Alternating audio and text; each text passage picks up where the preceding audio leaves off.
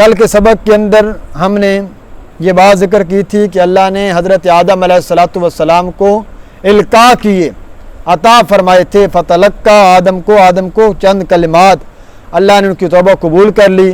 پھر فرمایا کہ تم زمین پر اتر جاؤ۔ اہبطوا کا مطلب ہوتا ہے اتر جانا، سب کے سب، یعنی اب آپ کی پوری ذریت زمین پر ایک مرتبہ گزر رہے گی، اور اس کے بعد فرمایا میری طرف سے تمہیں ہدایت پہنچے گی، اور جو ہدایت کی پیروی کرے گا اس کو نہ کوئی خوف ہوگا نہ غم ہوگا، اور جو جھٹلائیں گے ہماری آیات کو یہی لوگ جہنم والے ہیں، اور یہ لوگ ہمیشہ کی جہنم میں رہیں گے۔ یہاں تک ان 29 آیات کے اندر پہلی 20 آیات 3 فرقوں کے متعلق تھی، 5 آیات مومنوں کے متعلق، 2 آیتیں کافروں کے متعلق، 13 آیات منافقوں کے متعلق، اور یہ 9 آیات تھیں حضرت آدم علیہ السلام کے قصے کے متعلق۔ یہاں تک یہ 3 مضمون بیان ہو گئے۔ اب یہاں سے چونکہ یہ سورت مدنی ہے اور مدینہ کے اندر اکثریت کن کی تھی؟ یہود کی، اور یہودی اہل کتاب لوگ رہا کرتے تھے۔ اب روئے سخن کتاب اللہ کا سورۃ البقرہ کا اب ابتدا ہو رہی ہے یہودیوں کی جانب۔ پہلے حکم عام تھا، یا ایھا الناس، سب کے سب لوگ عبادت کرو اللہ کی۔ اب ایک خاص حکم دیا جا رہا ہے کہ آپ مدینے میں ہیں میرے پاک پیغمبر، مدینے میں مکہ والے مشرک تو کم ملیں گے، اکثریت آپ کو اہل کتاب کی ملے گی، لہٰذا خاص طور پر اہل کتاب کو اللہ نے خطاب کیا ہے، کیونکہ ان کا جرم بڑا تھا۔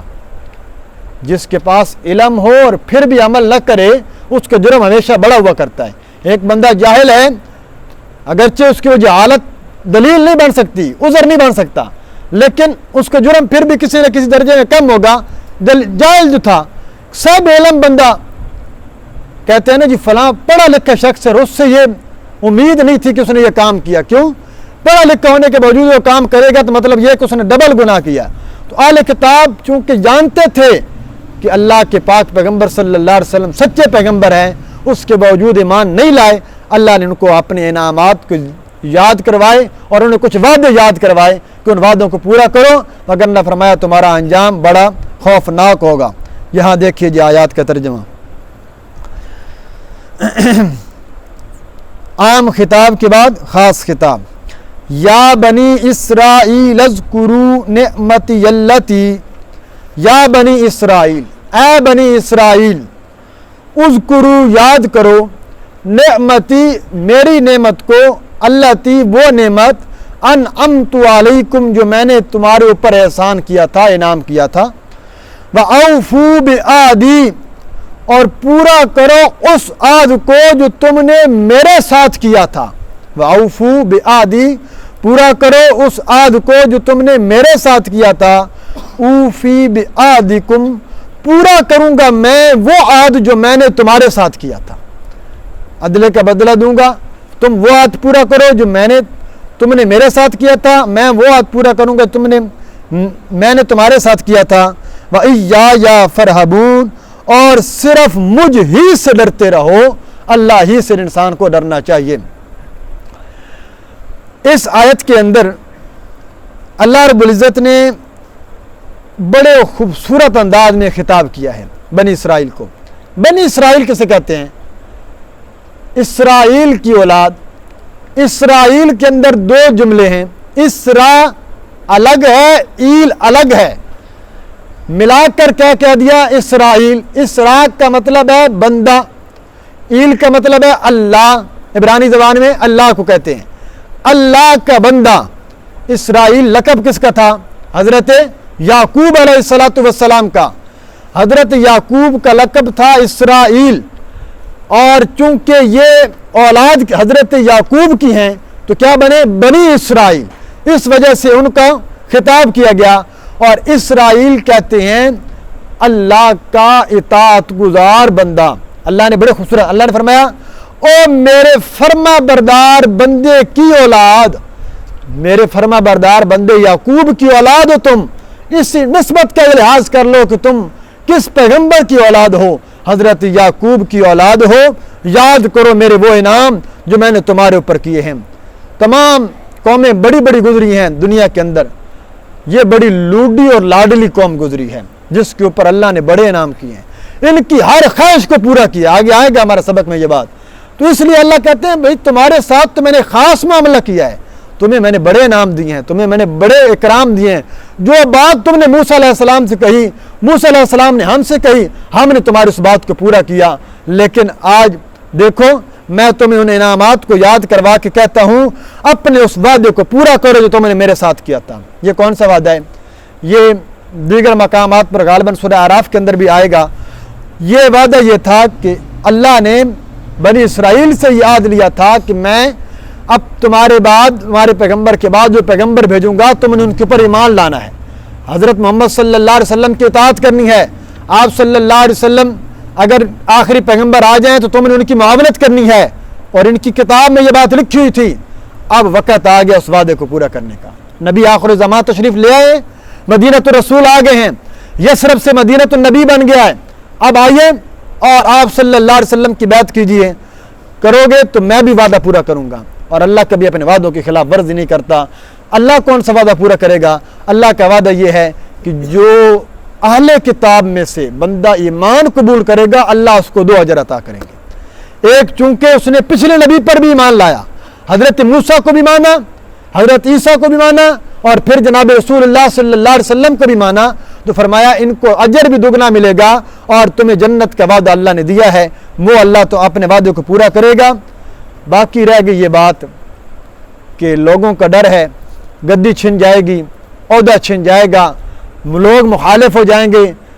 تو یہ دنیاوی نفع نہ دیکھو, ڈرنا لوگوں سے نہیں چاہیے, ڈرنا مجھ سے چاہیے.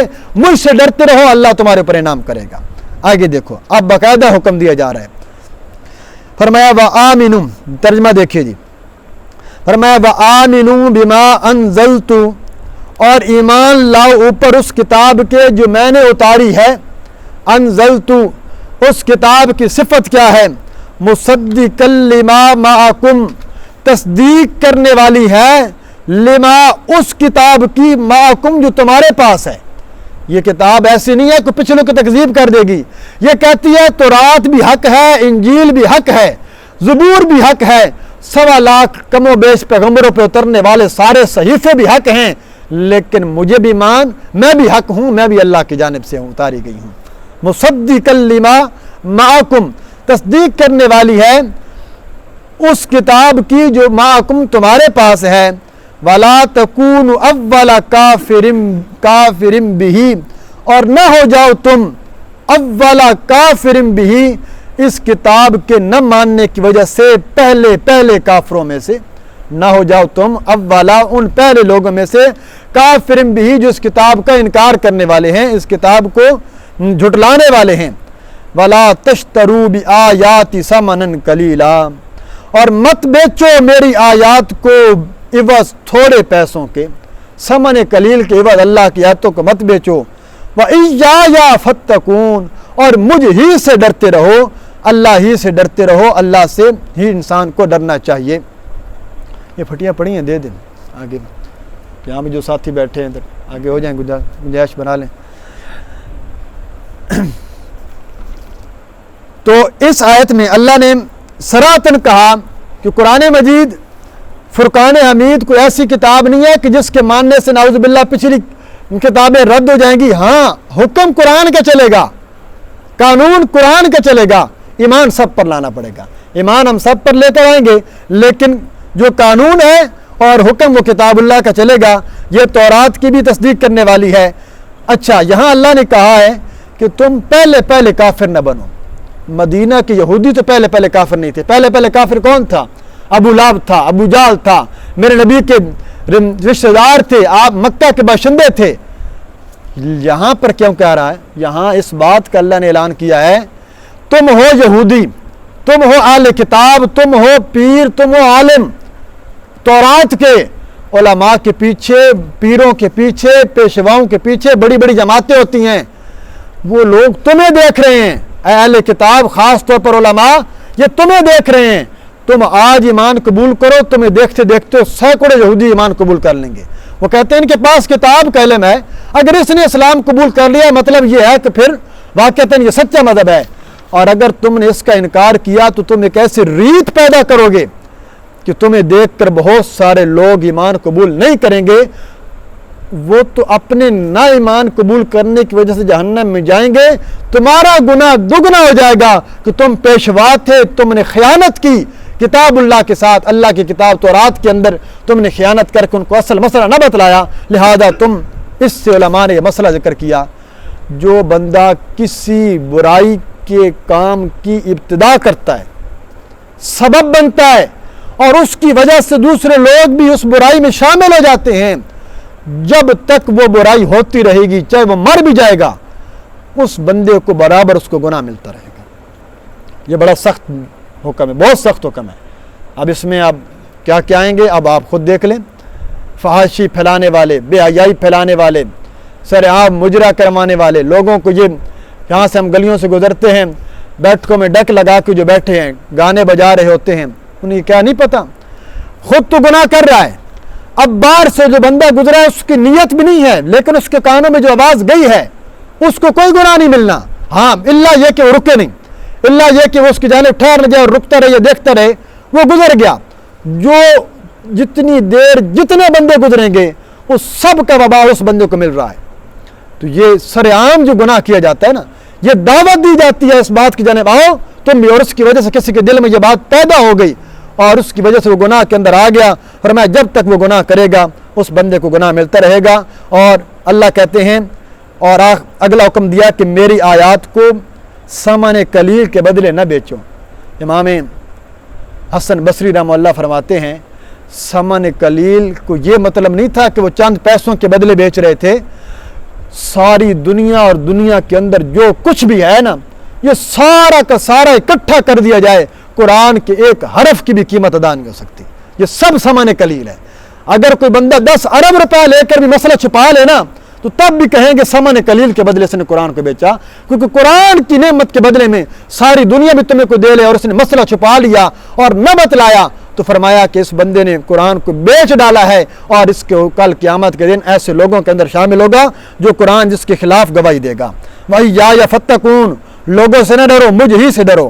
اگلا حکم سنو، تیسری نہیں آ رہی ہے، ولا تلبسوا، ترجمہ دیکھیے جی، ولا تلبسوا الحق بالباطل، مت خلط ملط کرو، مت ملاؤ آپس میں حق کو باطل کے ساتھ، وتکتموا الحق، اور چھپاتے ہو تم حق کو، وانتم تعلمون، حالانکہ تم جانتے ہو، اور تم جانتے ہوتے ہو کہ حق کیا ہے، اس کے باوجود چھپا رہے ہو۔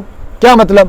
تمہیں اچھی طرح پتہ ہے، تم اپنے بیٹوں سے بھی زیادہ جانتے ہو کہ محمد عربی صلی اللہ علیہ وسلم اللہ کے سچے پیغمبر ہیں۔ جب تک اللہ کے نبی نے دعویٰ نہیں نہ کیا تھا نبوت کا، یہی مدینہ کے یہودی مشرکوں سے کہا کرتے تھے ان قریب ایک نبی آنے والا ہے، ہم اس کی معیت میں جہاد کریں گے اور تمہارا ہم خاتمہ کر دیں گے۔ اور آج اس وجہ سے نفرت کرتے ہو میرے نبی سے کہ اللہ کے پیغمبر حضرت اسماعیل کے اولاد میں کیوں پیدا ہو گئے؟ یہ تو کوئی نفرت کی بات نہیں تھی، لیکن تم نے بغض کیا ہے، حسد کیا ہے، لہذا سب سے بڑا تمہارا جرم یہ ہے کہ تم حق اور باطل کو ملا جلا دیتے ہو۔ اول تو مسئلہ بتلانا نہیں ہے، بتلانا ہے تو ریت ملا کر، جی بس گنجائش بھی ہے، ہو بھی سکتا ہے، نہیں بھی ہو سکتا، یہ بھی ہے، نہ جی نہ، یوں گنجائش نہیں۔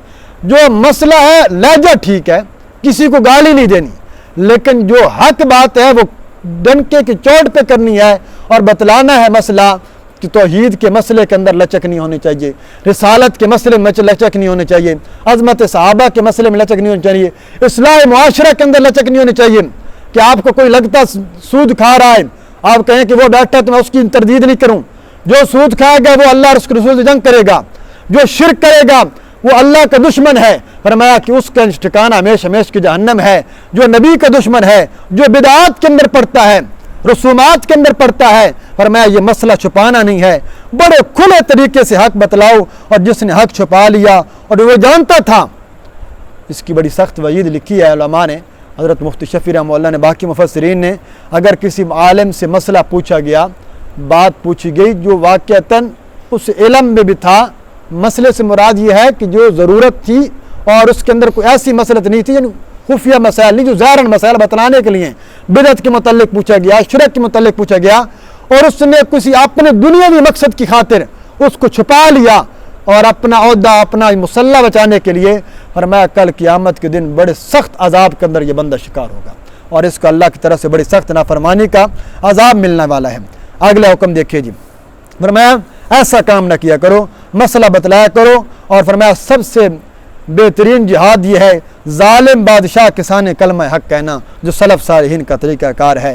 اب علاج حب جا، جو جا کی محبت ہے، مال کی محبت ہے، یہ جو دل کے اندر بغض آ چکے ہیں، اس کی وجہ کیا ہے؟ اس کو ختم کرنے کے لیے اللہ نے چند حکم دیے ہیں۔ وَأَقِیمُوا الصَّلَاةَ، نماز قائم کرو، وَآتُوا الزَّکَاةَ، زکوٰۃ دیتے رہو، وَارْکَعُوا مَعَ الرَّاکعِینَ، اور رکوع کرو رکوع کرنے والوں کے ساتھ۔ نماز قائم کرو یعنی نماز پڑھو، اس علاقے کے اندر اپنے گھر کے اندر نماز کو نافذ کرو، زکوٰۃ ادا کرتے رہو، اس سے مال کی محبت ختم ہوگی۔ وَارْکَعُوا مَعَ الرَّاکعِینَ، حسد ختم ہو جائے گا، ایک ہی صف کے اندر امیر غریب سب اکٹھے ہو جائیں گے، اللہ کے دربار میں سجدہ کریں گے، رکوع کرو گے، اور تمہاری سب سے بڑی چیز یہ ہوتی ہے کہ میری پگ سلامت رہے۔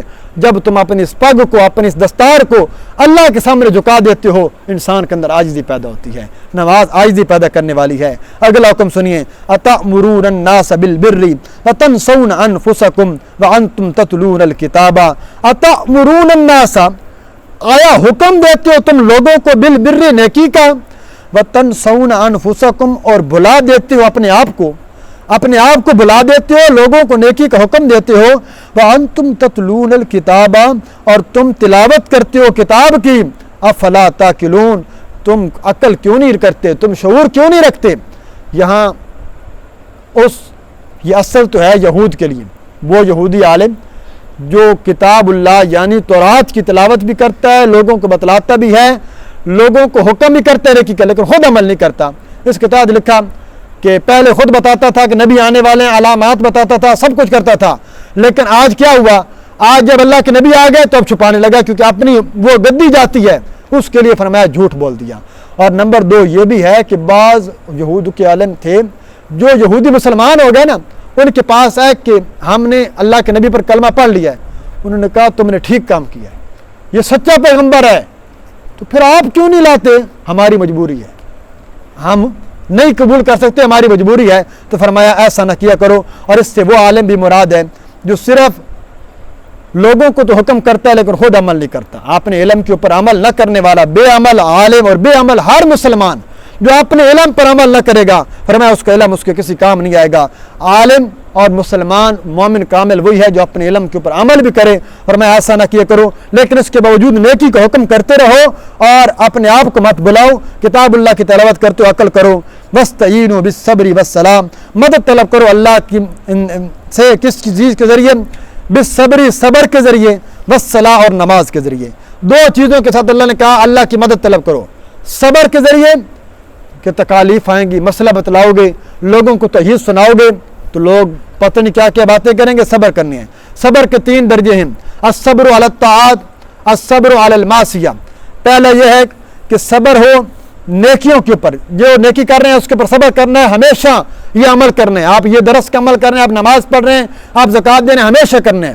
دوسرا الصبر عن المعصیہ، گناہوں سے صبر کرنا، یعنی نفس ابھارتا ہے لیکن اس سے بھی رکا رہنا ہے۔ اور تیسرا ہے الصبر علی المصیبہ، مصیبت کے اوپر صبر کرنا۔ یہ تینوں درجے انسان کے اندر ہونے چاہیے۔ اور نماز کے ذریعے مدد مانگو، کیونکہ نماز کے ذریعے انسان اللہ کے زیادہ قریب ہوتا ہے۔